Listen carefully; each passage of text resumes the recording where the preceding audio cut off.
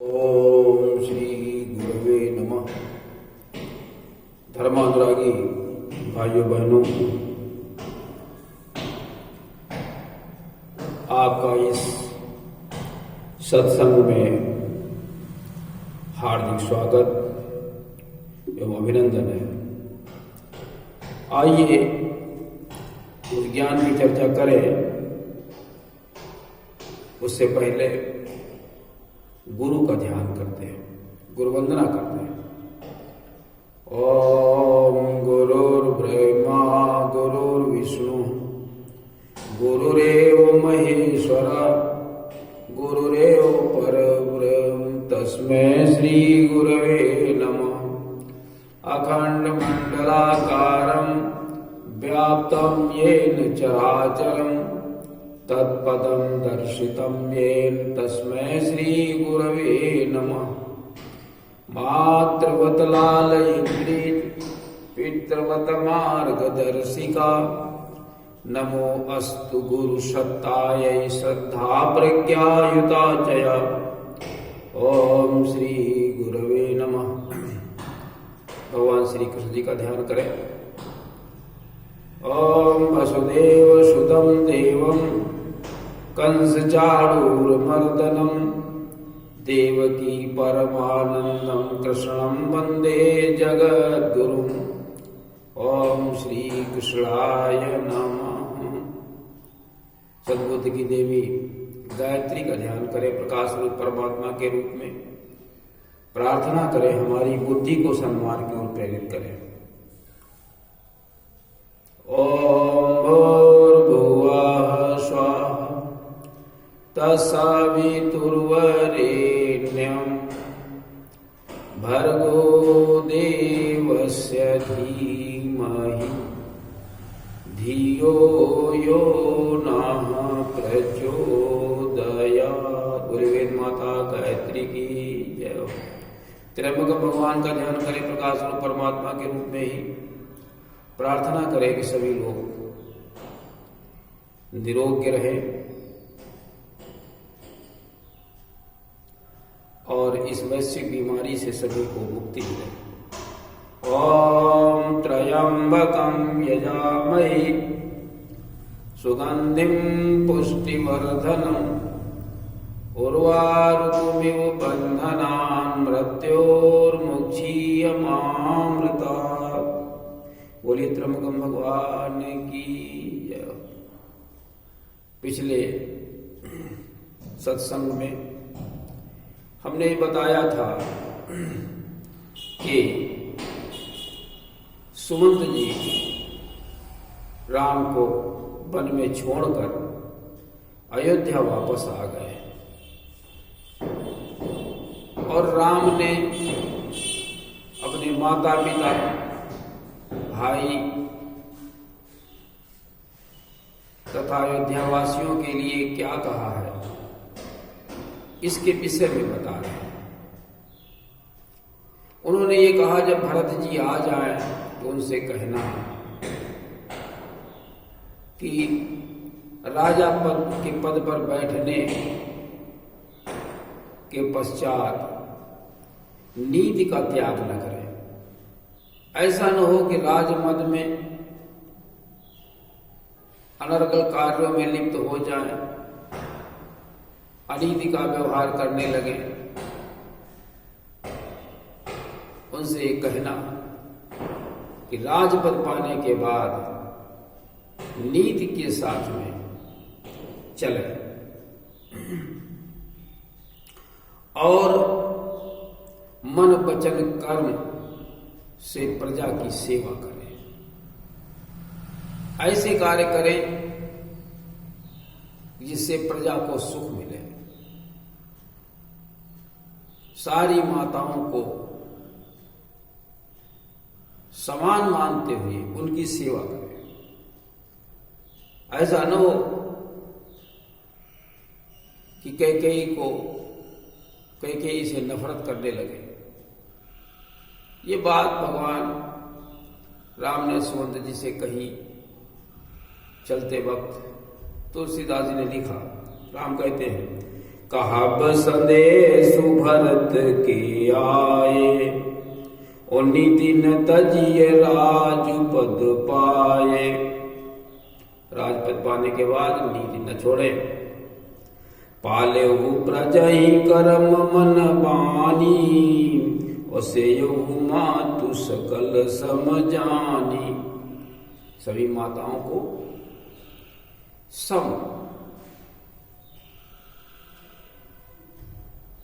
समता के साथ में, भेदभाव रहित, भेदभाव की भावना छोड़ करके समता के साथ में सभी की सेवा करना। लखन ने भी कुछ कठोर वचन कहे, लेकिन राम ने उसके लिए क्षमा मांगी और कहा इनको घर में मत बताना। बड़ा अनुनय भी नहीं किया, ये बातें घर में मत बताना। सीता जी ने भी कुछ कहने का प्रयास किया, लेकिन उनका गला रुंध गया, आंखों से आंसू बहने लगे, कुछ कह ही नहीं पाई सीता।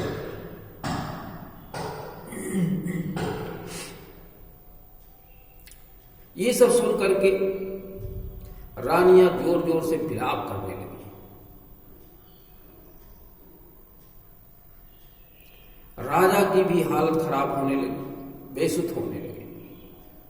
राजा की हालत खराब देख करके कौशल्या ने उनको ढाढ़स बताया कि आप साहस रखें, राम सीता आपसे आकर के फिर मिलेंगे आकर के। अगर आप साहस छोड़ देंगे तो ये फिर इस वंश का क्या होगा? ये सारा वंश परिवार ये डूब जाएगा। आप खेवनहार हैं इस पूरे परिवार के, आप साहस तो रखे थोड़ा। कुछ राजा को साहस मिला, उठ बैठे। तो उन्होंने कौशल्या को श्रवण कुमार की कथा सुनाई कि हमसे ये अपराध हो गया था, और उनके माता पिता ने हमसे क्या कहा, उस पूरे वृत्तांत को उन्होंने बताया।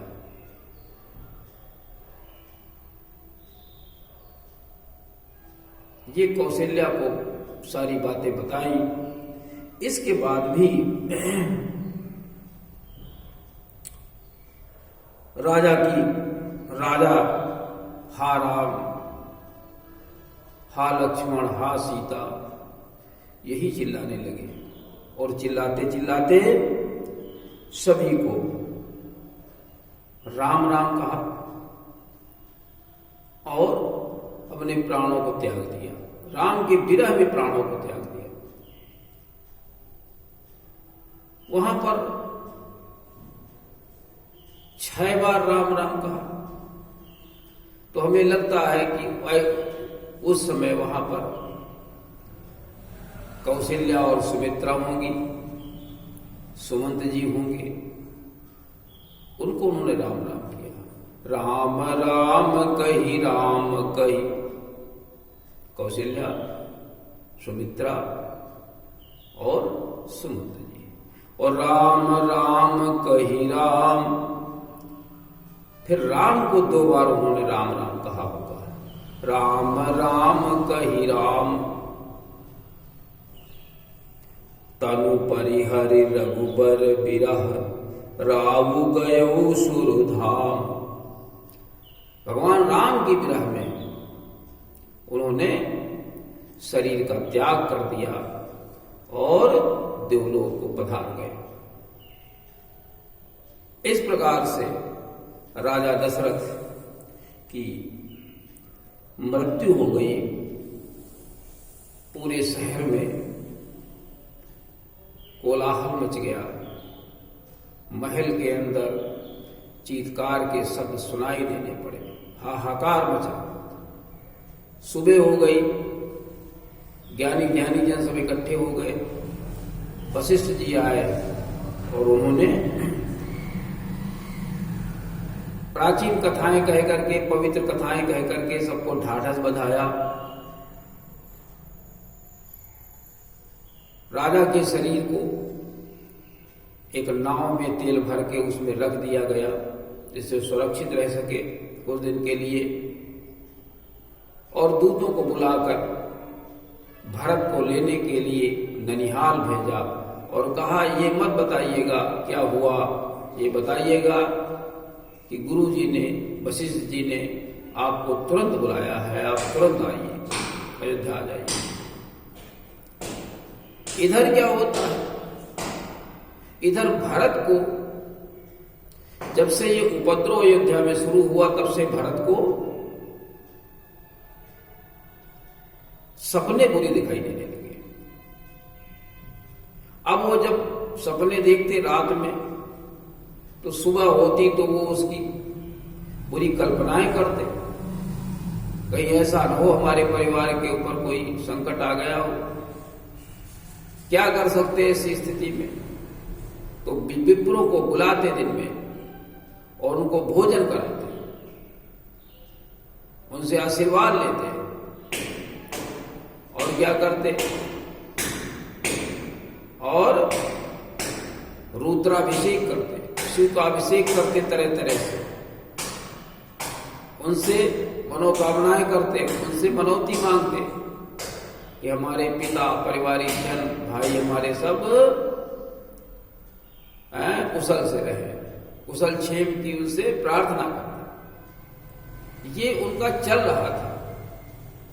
तुलसीदास जी ने लिखा, अनुरथ अवध अरम्यो जबते, और कुछ गुण हो ही भरत कहूं तब ते, ओ देख ही राति भयानक सपना, जागी कर ही कटु कोटि कल्पना। और सुबह क्या करते, ओ विप्रज्यवाय देहि दिन दाना, और शिव अभिषेक कर ही विधि नाना, और मांग ही हृदय महेश मनाई, और कुशल मातु पितु परिजन भाई। अब यहां सबसे मुख्य बात यह है कि हम आप जब कोई दिक्कत आती है तो राम का ध्यान करते हैं, हमारी समस्या को दूर करें, कृष्ण का ध्यान करते हैं, दुर्गा जी का ध्यान करते हैं, लेकिन उस समय शिव का ध्यान किया जाता था, रुद्राभिषेक किया जाता था। तो वही तो कहते हैं कि शिवाभिषेक करहि विधि नाना, नाना प्रकार से शिवाभिषेक भरत जी करते थे, कराते थे, और विप्रों को भोजन कराते थे। विप्रज्यवाय देहि दिन दाना, और उनको दान देते थे दिन में। ऐसा क्यों? ऐसा इसलिए कि विप्र परमात्मा के बहुत निकट रहते हैं, क्योंकि परमात्मा का वो कार्य करते हैं। एक जगह लिखा कि करी हई ओम विप्रमख सेवा, ते प्रसंग सहज ही बस देवा। विप्र क्या करते हैं? यज्ञ करते हैं, होम करते हैं। करी हई विप्र होम मख सेवा, और समाज की सेवा करते हैं। इससे सारे देवी देवता उनके बस में रहते हैं। गुणों की खान होते हैं, जो परमात्मा के गुण होते हैं, भगवान के गुण होते हैं, विप्र उसी के अनुसार चलते हैं। इसलिए विप्रों के अंदर वैसी ही शक्ति होती है जैसी ईश्वर और परमात्मा के अंदर होती है। तभी तो तुलसीदास जी ने विप्रों की वंदना की है। बंधो प्रथम मही सुर चरणा, और मोह जनित संशय सब हरणा। अज्ञान के कारण जो संशय उत्पन्न होते हैं वो विप्र लोग उसको ठीक कर देते हैं, वो संशय दूर कर देते हैं। और सुजन समाज सकल गुण खानी, सज्जनों की समाज होती है और गुणों की खान होती है, सारे गुण उनके अंदर होते हैं। और करो प्रणाम सप्रेम सुबानी, प्रेम के साथ में, सुंदर वाणी के साथ में मैं उन विप्रों को प्रणाम करता हूं। तुलसीदास जी ने लिखा। तो इसलिए विप्रों का एक विशेष स्थान होता है। आजकल की व्यवस्था नहीं, जैसे ब्राह्मण लोग अपने को विप्र कहने लगते हैं। नहीं, विप्र एक श्रेष्ठ श्रेणी है। विप्र के अंदर तप होता है और 9 गुण होते हैं। समोदमस्तपा शौचम क्षांति आजरमेव च ज्ञान विज्ञान मास्तिक्यम ब्रह्म कर्म स्वभावजम। विप्रों के अंदर होते हैं। ब्राह्मणा साधवा शांता ब्राह्मणा साधवा शांता निसंगा भूतवत्सला एकांत भक्ता स्मास मधुवैरा समदर्शिता। श्रीमद् भागवत के अनुसार तो इस प्रकार से विप्रों की पूजा होती थी। तो वही भरत जी ने किया कि विप्रों को बुला करके उनको भोजन कराते थे और उनको दान दिया।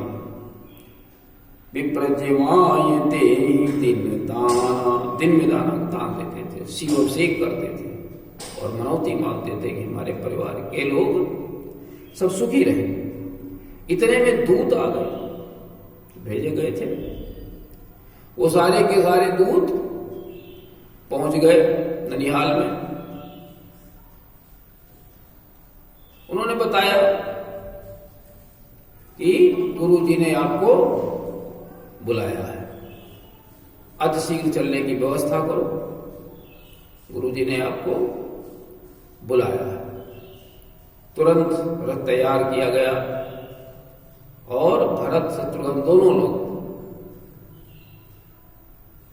उन दूतों के साथ में बैठ करके और चल दिए। बहुत तेजी के साथ में चले, लेकिन रास्ते में देखते थे कि कुसगुन हो रहे हैं। कहीं सियार कुत्ते भयानक आवाज कर रहे हैं, अनहोनी की बात कर रहे हैं, कौवे तरह तरह से बोली कर रहे हैं। भरत को ये मालूम दे रहा था कि कोई समस्या हमारे परिवार में या राज्य में हो गई है, अनहोनी है, अनहोनी हो गई है। लेकिन कोई किसी से कुछ बता नहीं रहा, चुपचाप सब बैठे। कुछ ही समय में अयोध्या में आ जाते हैं। अयोध्या में जैसे ही आते हैं तो कैकेयी आने का समाचार पाते ही आरती सजा करके उनकी आरती करती है बड़ी प्रसन्नता के साथ में। उधर सभी लोग शोक में त्रस्त हैं, बिलख रहे हैं, और इधर ये बहुत प्रसन्न दिख रही है कि हमारे बेटे को राजगद्दी मिल गई, ये खुशी है। और अपने महल में सीधे लिवा जाती है। लेकिन भरत जी देख रहे हैं कि यहां पर कुछ बिगड़ा बिगड़ा लग रहा है, अस्त व्यस्त व्यवस्था है। तो उन्होंने पूछते हैं कि पिताजी कहां हैं? तो वो अपने नैहर की कुशल क्षेम पूछने लगती है। जब देखा कि भरत जी कुछ उदास लग रहे हैं तो नैहर की कुशल क्षेम पूछी। नैहर की कुशल क्षेम बताने के बाद उन्होंने पूछा पिताजी कहाँ हैं? तो उन्होंने कहा कि मैंने बात बहुत संभाली मंथरा के सहयोग से, लेकिन बात बिगड़ गई और पिताजी सुरधाम चले गए, दिवंगत हो गए। भरत जमीन पर गिर पड़े, बेसुध हो गए। क्या हुआ ऐसा जो पिताजी की ये हालत हो गई? इस प्रकार से आगे की चर्चा फिर करेंगे। आज की चर्चा बस यहीं तक। कुल मिलाकर के आज की चर्चा में यही बात आती है कि हम अपने परिवार के संचालन में नीति से चले। जैसे राजा नीति के साथ चलता है, वैसे हम परिवार के मुखिया होने के नाते नीति के साथ में चले। माता पिता सभी की हम सेवा करें, परिवार की अपने हम सेवा करें, विप्रों के साथ में हम जुड़ करके चलें। विप्र जो ज्ञानी हो, गुणवान हो, उनके साथ में हम जुड़ करके चले और अपने परिवार का पालन करें, परिवार की सेवा करें।